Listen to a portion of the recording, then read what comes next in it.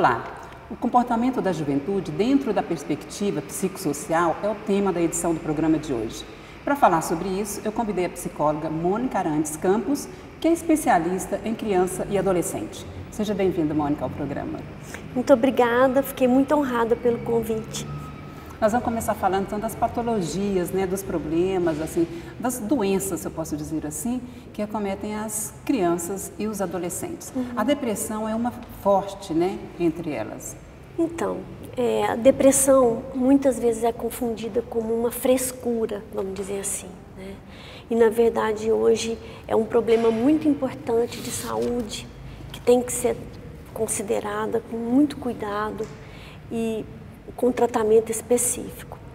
E, infelizmente, né, nós temos percebido crianças com essa patologia, adolescentes com essa patologia, e que, sem o tratamento adequado, ela vai se agravando à medida que a pessoa vai ficando mais velha.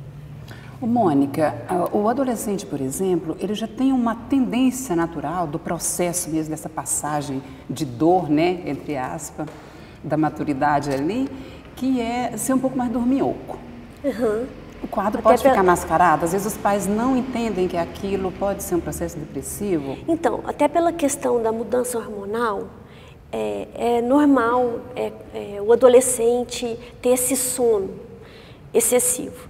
Às vezes ele oscila muito, por exemplo, fica acordado até tarde, depois sem sono nenhum e depois quer dormir sem ter hora para acordar, né? Tem muita dificuldade para acordar. Tem muito a ver com a questão hormonal. Hoje em dia também o adolescente tem trocado muito o dia pela noite, né? Às vezes o hábito de ficar nas redes sociais até tarde, de madrugada. Os jovens têm dormido muito menos, têm tido muito menos horas de sono. E quantas horas são o ideal para o jovem? Então, para os adultos, né, os médicos consideram 8 horas de sono. Para os adolescentes, principalmente, que estão nessa fase, talvez umas 9 horas de sono. Mas, hoje em dia, isso está muito difícil, porque todos querem aproveitar até tarde, todas as facilidades que tem aí da mídia, dos colegas, das festas, e no outro dia tem que acordar para ir para a escola e suas obrigações.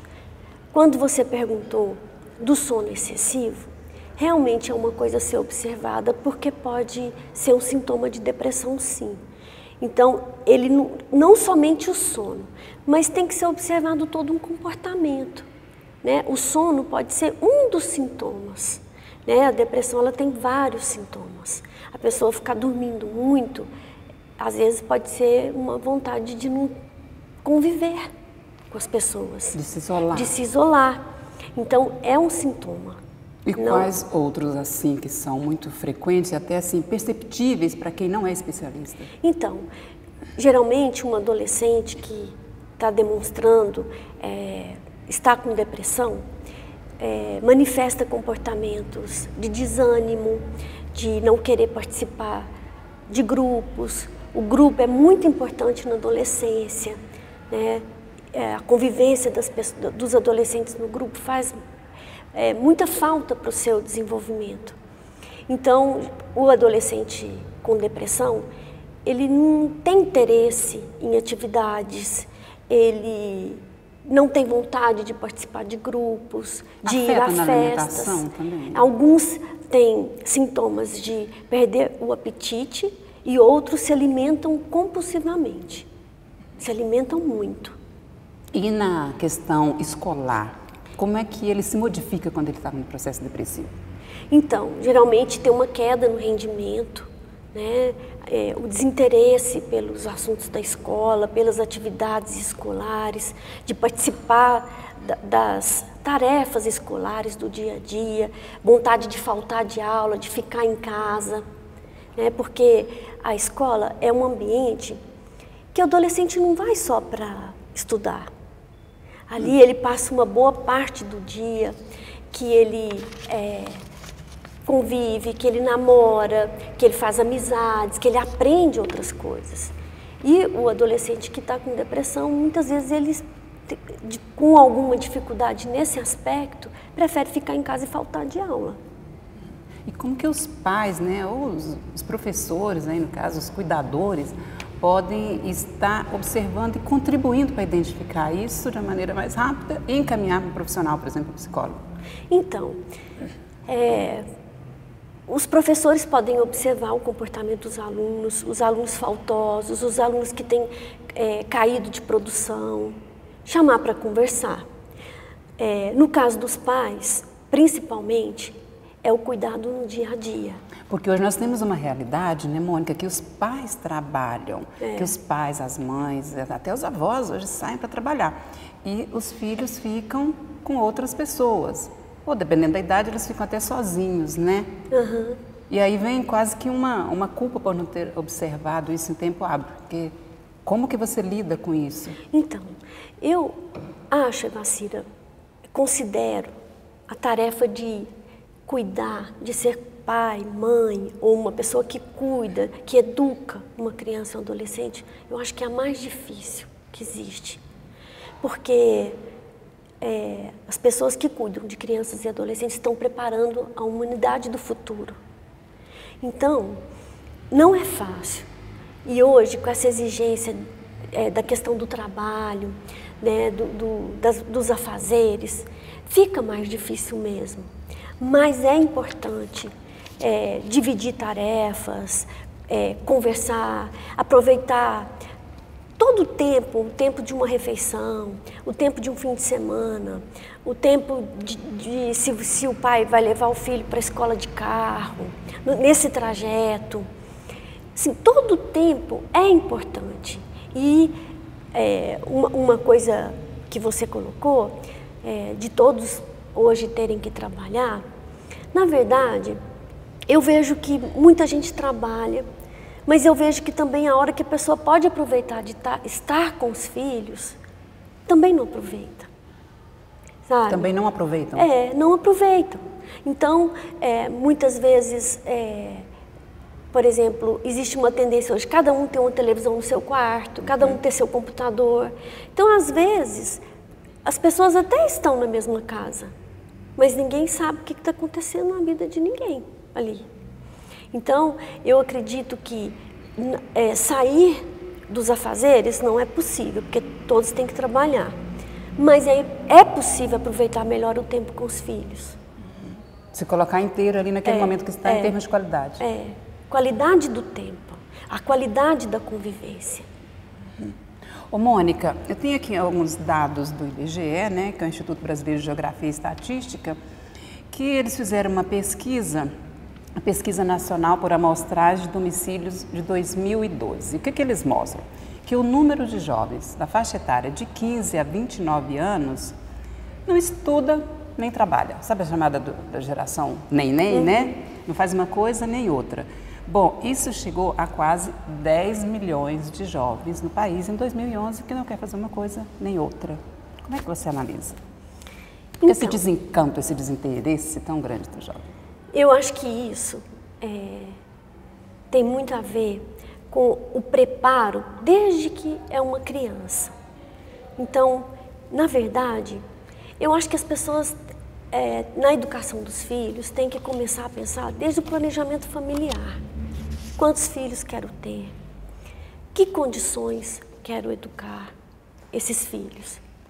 E aí, a criança, ela imita tudo. Imita tudo.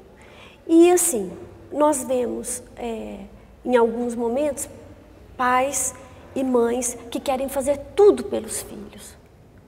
Todos nós, pais e mães, queremos os nossos filhos felizes, sorrindo, mas nós não podemos sorrir por eles. Então, esse aspecto que você colocou, de chegar na adolescência, na juventude, não trabalhar, não estudar, eu vejo que é uma forma de criação que foi entregando tudo muito pronto para essa criança. Ela não teve esforço para conquistar? E aí o tempo foi passando, até uma certa altura da vida, é aceitável você colocar uma comida num prato, é aceitável você fazer as coisas pela criança. mas depois fica esquisito, todo mundo estranha. Então, às vezes até um pouco injusto cobrar desse jovem, desse adolescente, uma atitude diferente, se ele não foi preparado para aquilo. Então, desde pequenas, as crianças podem começar a serem responsáveis por pequenas atividades, por pequenas tarefas, pelo cuidado dela mesma. É claro que os pais supervisionando, mas algumas questões que eu vejo que o adolescente e a criança têm condição de fazer, os adultos fazem por eles. Por exemplo, organizar brinquedo, organizar os livros, organizar o quarto. Não é uma questão de colocar o filho para trabalhar pequeno, mas se você aprende um planejamento, uma organização, então, por exemplo, durante a semana tem escola, então tem que ter horário para brincar, para fazer as atividades, a escola cobra um retorno do conhecimento. Então, isso é uma forma de trabalho e de preparar para as obrigações futuras. Agora, o adolescente e o jovem que nem trabalha e nem estuda, alguém está mantendo ele nessa situação. E ele está acomodado. Porque se ele for privado de algumas coisas, ele vai sentir necessidade em buscar. Aí também vem um risco, você não sabe qual caminho que ele vai seguir nessa necessidade, né? Para suprir essa necessidade. Se já chegou na adolescência e está nessa situação, aí talvez precisa de um cuidado maior. Não é simplesmente eu não vou te dar isso mais. É uma conversa, é uma mudança de atitude, são exemplos. Você fala na conversa, Mônica, então você me sugere a te perguntar qual que é a linguagem, qual que é a comunicação eficaz com o jovem, porque muitas vezes a gente conversa, né? Pais conversam, adultos conversam, não entendi o que ele está dizendo, né? Onde é que ele quer chegar? Então, na verdade, nenhum pai, nem uma mãe chega para um filho adolescente e fala, agora vamos conversar. E uma conversa produtiva, ela começa desde que é pequeno. Então, começa na leitura de histórias infantis, quando a criança chega da escola, quando é pequena, e conta o que aconteceu durante o dia, uma musiquinha nova que aprendeu, uma festa da escola, a reunião de pais. E a consequência disso é chegar na adolescência e o diálogo só ficar adequado para a idade. Ele surge naturalmente. Ele surge naturalmente. Não existe uma fórmula, hoje eu vou... É claro, se já está havendo um problema, tem que ter uma mudança de atitude, às vezes, em alguns casos, até procurar ajuda profissional para mediar esse diálogo, né? Mas o ideal de pessoas que estão com crianças pequenas é ir conversando tudo que a criança pergunta, tudo que faz parte do seu dia a dia. E como que é essa resposta? Porque tem criança também que fala assim, a criança está se tornando adulta porque ela faz pergunta de adulto. E às vezes ela tem um diálogo de adulto. Tem que dar uma infantilizada ali, dependendo da faixa etária. Por exemplo, você está lidando com uma criança de uns 6 anos, mas ela convive muito com adulto. Sim. Qual que é a linguagem que se deve... Então, eu entendo assim, que a criança, o ideal é você responder exatamente o que ela está perguntando. Não mais que aquilo. Não mais que aquilo. Então, por exemplo, sobre sexo, por exemplo, que muitas vezes as mães falam da dificuldade de explicar. Então, uma criança pequenininha, ela de 3 anos, ela pergunta, por exemplo, sobre as diferenças anatômicas. Uma de 6 já pergunta como nascem os bebês. A de 8, 9 anos, ela vai perguntar do ato sexual em si. Então, as perguntas, elas vão ficando, cada vez que a criança cresce, elas vão exigindo mais respostas, um conhecimento mais específico. Mas, algumas crianças que convivem com adultos, elas escutam, elas participam de conversas de adultos, e muitas vezes elas são estimuladas mesmo a ter um desenvolvimento um pouco mais acelerado. Eu não digo infantilizar, mas é importante a gente tomar cuidado com o que a gente fala perto de criança. alguns assuntos, elas não devem mesmo participar.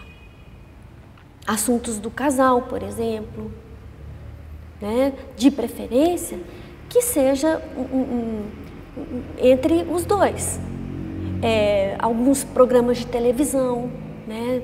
A gente vê às vezes alguma criança pequena já assistindo programas que não são adequados. Então ela vai fazer pergunta de alguma cena que ela vê ali.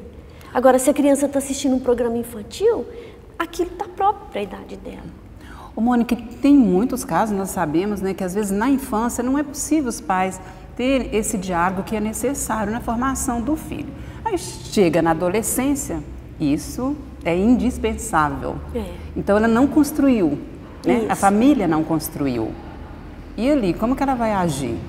Então, como eu falei, talvez em alguns casos é necessário ajuda de profissionais. Se não procurar um psicólogo, mas pelo menos a escola para ajudar nessa mediação, porque os jovens passam muito tempo dentro da escola. Uma outra coisa é fazer um esforço. Os pais perceberem que realmente aconteceu, nós precisamos modificar. Agora, o jovem, ele também sente necessidade de afeto, de amor. Então, o fato dos pais se dedicarem é um canal de comunicação. Se sentir amado, se sentir importante. Mônica, é possível dizer que uma boa parcela dos jovens tem uma chamada síndrome do medo de crescer, de agir, de se aventurar, de sair de casa, de tomar decisões? Sim, é comum. Nos consultórios de psicologia, jovens falaram: olha, eu tenho medo de não dar certo, tenho medo de não conseguir ter sucesso profissional, o meu pai é tão bem sucedido e eu não sei se eu vou conseguir ser como ele. As questões afetivas também, se vai ser uma pessoa que vai ser popular ou não, que o jovem se cobra muito nisso. Então, assim, o medo, a ansiedade nesse aspecto é uma coisa benéfica, mas ela não pode exceder a ponto de impedir que a pessoa viva. Então, se você é um pouco preocupado com relação ao seu futuro, isso vai fazer você se dedicar mais. Então, é algo produtivo. Agora, uma ansiedade, um medo exagerado, ela impossibilita. O que leva um jovem à delinquência, Mônica? Eu te pergunto isso porque nós também sabemos que o índice de jovens, né, que vão para o caminho do crime mesmo, então, é alto. E isso a gente vê em todas as classes sociais. Infelizmente, e é uma coisa que tem crescido muito, né?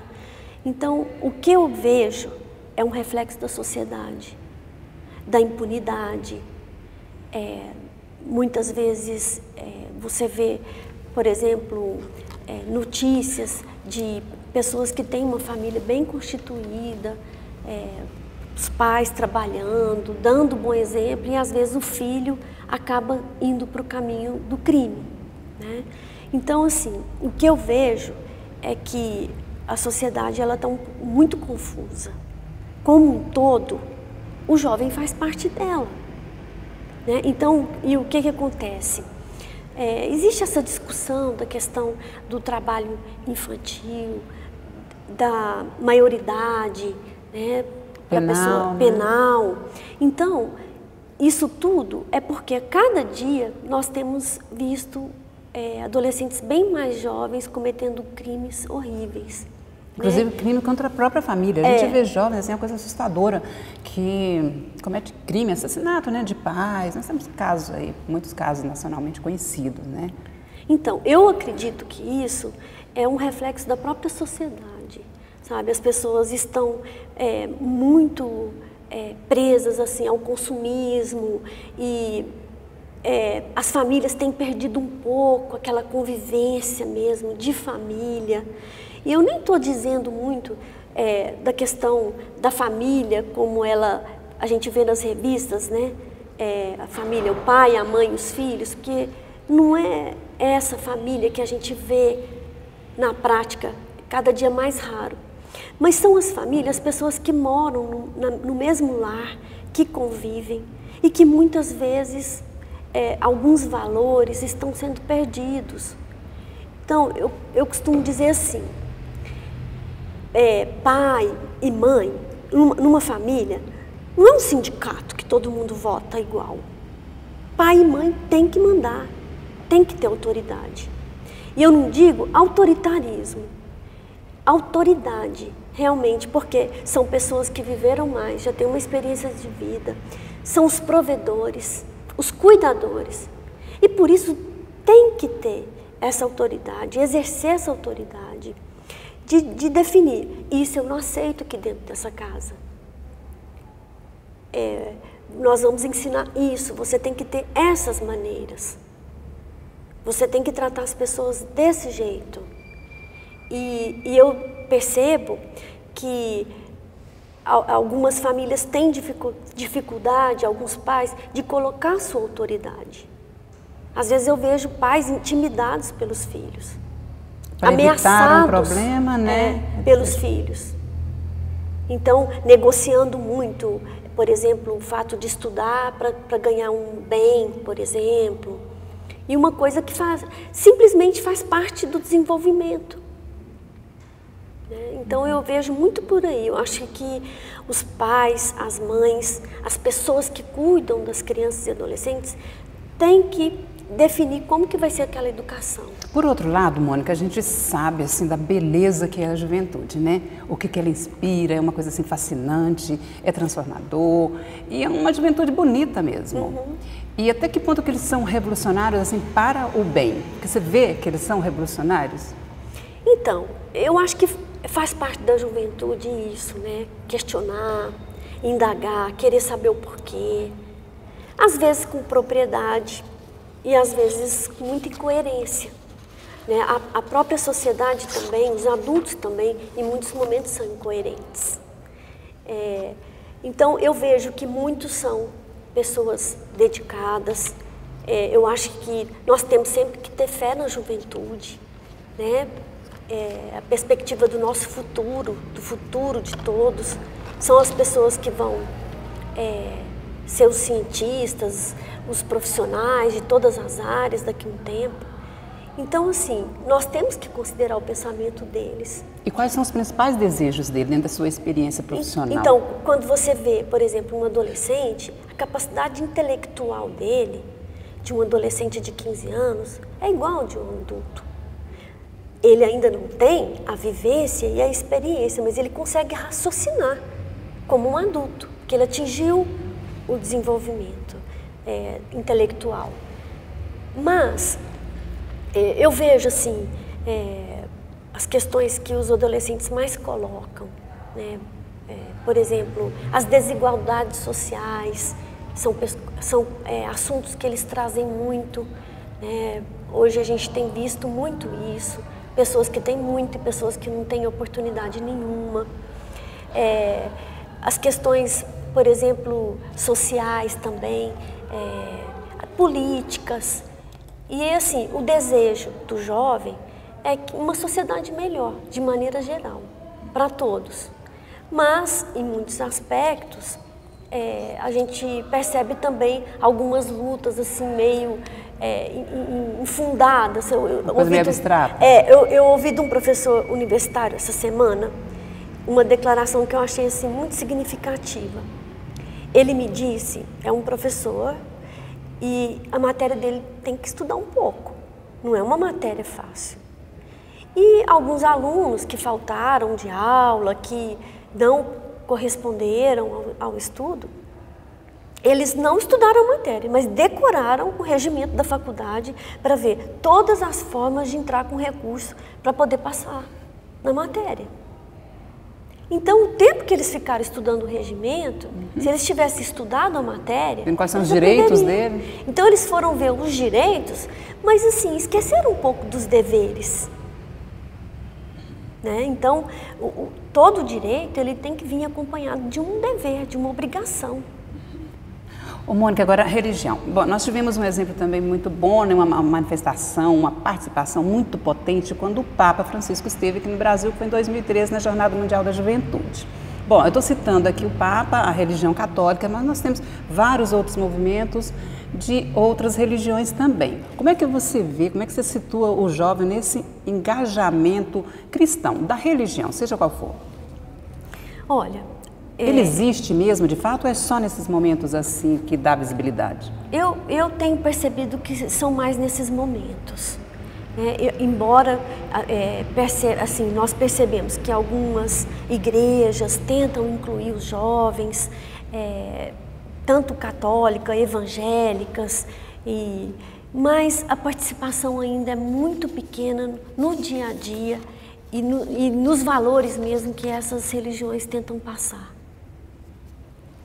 Como é que você vê a relação deles na política? Na política, eles têm, assim, como você colocou, um posicionamento mais revolucionário, né?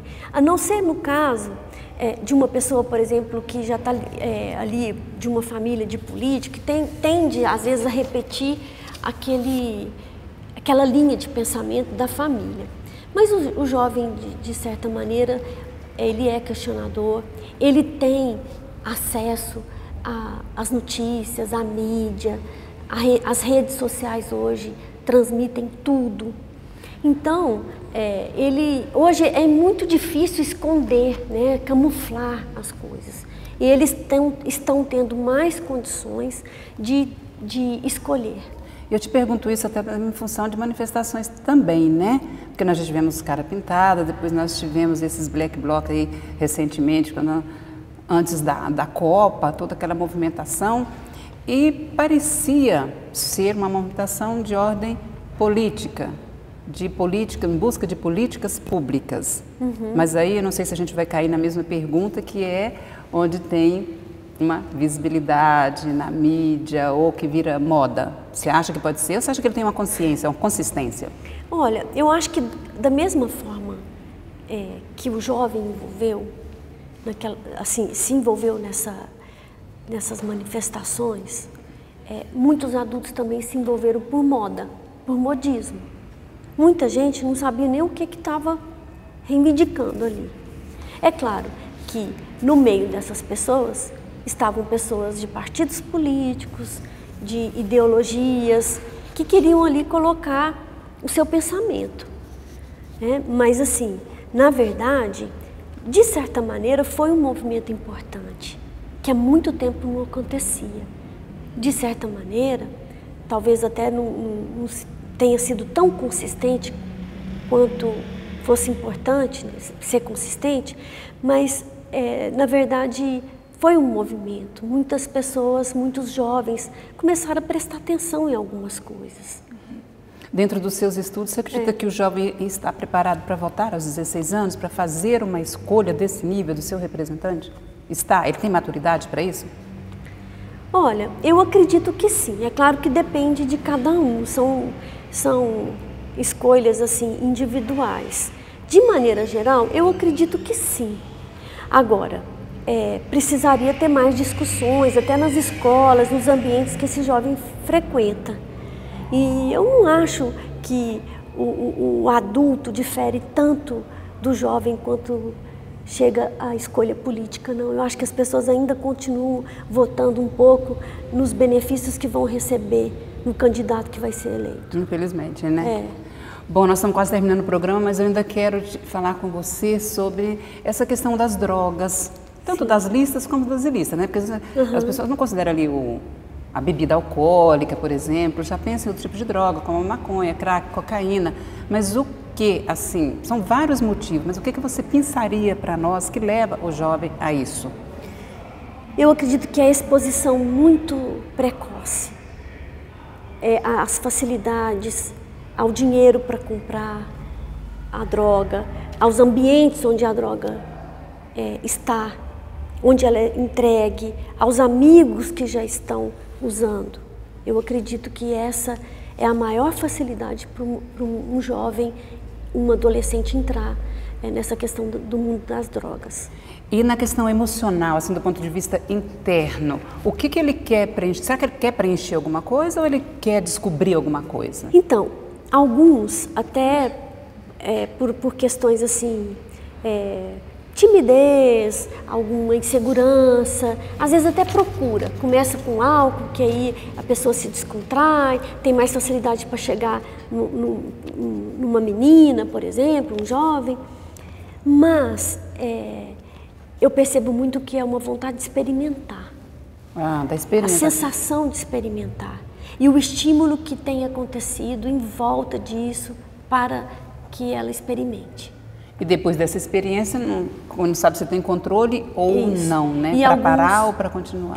Desculpa interromper, mas alguns, eles, por exemplo, experimentam e superam aquilo, não quero isso para mim, mas outros, por exemplo, no caso da maconha, uma pessoa que está muito infeliz, com muitos problemas, que tem está muito sensível.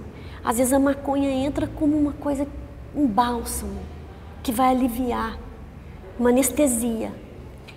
E aí, num momento de dor, pode ser que ela queira ter aquela sensação de novo, porque é confortável. Então, daí acontece da pessoa ter que usar mais vezes e às vezes ficar dependente daquilo. Olha, nós estamos falando, entrevistando a psicóloga Mônica Arantes Campos, e aqui na Câmara Municipal nós estamos falando sobre saúde, sobre psicologia, sobre o jovem.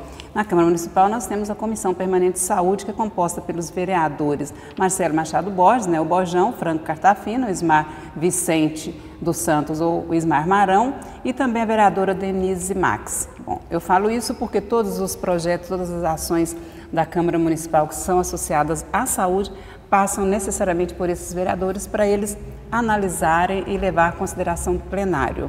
Mônica, muito obrigada por sua presença aqui, no programa Movimento, na produção da Câmara Municipal. Eu que agradeço, senti muito honrada. Bom, nós estamos aqui no estúdio, que é o Salão Nobre, denominado Vereador Mário de Assis Guimarães, que fica na Praça Rui Barbosa, que é o prédio tombado Patrimônio Histórico, é o Paço Municipal Major Eustáquio. Muito obrigada por sua companhia e até breve.